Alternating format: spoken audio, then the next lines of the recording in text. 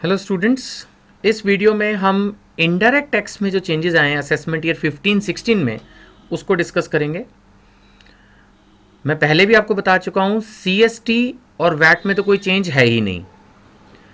Excise और custom में एक एक लाइन के एक दो चेंजेस हैं, मतलब हार्डली एक ही वीडियो में मैं दोनों कवर कर दूंगा, वो भी 5 मिनट की। मेनली जो चेंजेस हैं वो सर्विस टैक्स में हैं, और सर्विस टैक्स एंड सैनवेट आपको पता भी है कि एग्जाम के अंदर 25 प्लस मार्क्स की वेटेज रखेगा। So let's start the discussion with service tax first. देखिए, जो सबसे पहला चेंज है वो ये कि लास्ट ईयर तक एडवर्टीजमेंट में बेसिकली रेडियो एंड टेलीविजन की एडवर्टीजमेंट जो है वो टैक्सेबल थी, बाकी काफ़ी सारा पोर्शन एग्जाम्प्ट था। अभी क्या है कि जो एग्जाम्शन है वो सिर्फ एडवर्टीजमेंट इन प्रिंट मीडिया रह गया है। फिर से ध्यान से सुनिए, असेसमेंट ईयर 15-16 के हिसाब से advertisement in print media only this is exempt, बाकी सारा टैक्सेबल है। अब प्रिंट मीडिया में क्या आता है? बुक्स एंड न्यूज़पेपर्स आती हैं। बुक्स में क्या आता है? Books include every map, books include every chart और प्लान सेपरेटली प्रिंटेड।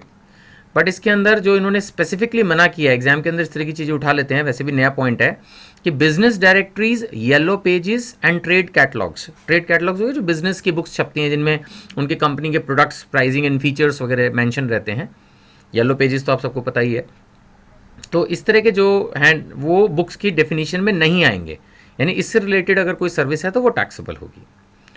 न्यूज़पेपर तो आपको पता ही है क्या होता है। इसके अंदर जो मेन समझने वाली पॉइंट है कि इसमें मैगजीन भी इंक्लूड है, क्योंकि मैगजीन भी एक तरह से न्यूज़ ही है इनडायरेक्टली, चाहे वो स्पोर्ट्स से रिलेटेड हो या किसी भी सब्जेक्ट पे हो। तो इससे फिर अब ये क्लैरिफाई हो रहा है कि all other forms of advertisement, जैसे radio, television, billboards, billboard समझते हैं आप, जो सड़कों पे बड़े बड़े बोर्ड्स लगे रहते हैं, इंटरनेट, फिल्म्स, बिल्डिंग्स पे लगे रहते हैं बोर्ड, सेल फोन पे, वेबसाइट्स पे। वेबसाइट कितना इंपॉर्टेंट है ऑनलाइन एडवर्टीजिंग, ये सब टैक्सेबल है। अब इन सब पे सर्विस टैक्स लगेगा। तो कुल मिलाकर निचोड़ यही है, मैं एक बार फिर से लिख रहा हूँ,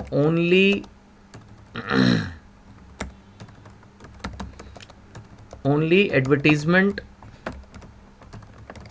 इन प्रिंट मीडिया इज एग्जाम्प्ट। दूसरी लैंग्वेज में बोलें तो only books and newspapers is exempt from service tax, यानी जो भी सर्विसेज एडवर्टीजमेंट से रिलेटेड बुक्स एंड न्यूज़पेपर्स के लिए हैं, they are exempt from service tax.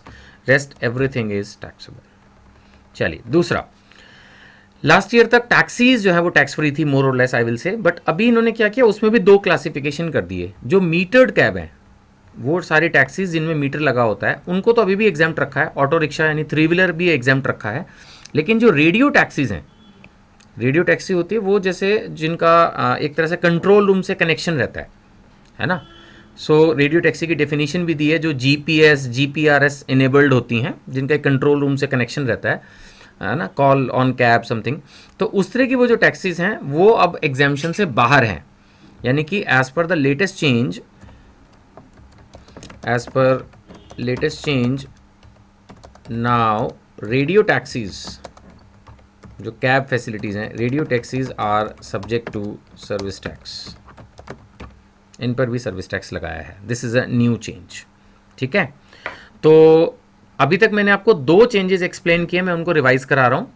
एक तो सबसे पहली बात मैंने आपको बताई अभी कि जो एडवर्टीजमेंट है उसमें सिर्फ प्रिंट मीडिया एग्जाम्प्ट है। प्रिंट मीडिया का मतलब जो भी services relating to printing of books and newspapers, magazines भी। ठीक है, लेकिन बुक्स की डेफिनेशन में क्लियर किया गया है कि जो बिजनेस डायरेक्टरीज हैं, येलो पेजेस हैं, ट्रेड कैटलॉग्स हैं, वो नहीं आएंगे, यानी उन पर अभी भी टैक्स लगेगा। बाकी जो अदर फॉर्म्स ऑफ एडवर्टीजमेंट है, लाइक बिल बोर्ड्स हो गया, वेबसाइट्स पर, इंटरनेट पर एडवर्टीजिंग हो गई, रेडियो टीवी पर हो गई, बाकी और जितने भी एडवर्टीजमेंट के चैनल्स एंड सोर्सेज हैं उन सब पे सर्विस टैक्स लगेगा। जहाँ तक टैक्सी सर्विसेज का सवाल है, इस साल से रेडियो कैब्स पर भी सर्विस टैक्स लगा दिया है। अभी सिर्फ जो मीटर्ड कैब, वो जो मीटर लगी हुई टैक्सी या ऑटो रिक्शा चलते हैं, only they are exempt from service tax. चलिए तीसरी अमेंडमेंट के बारे में हम बात करेंगे। तो सर्विस टैक्स में अगर कहीं फॉरेन एक्सचेंज इन्वॉल्व है तो उसको कन्वर्ट करना पड़ेगा ना इंडियन रुपीज़ में।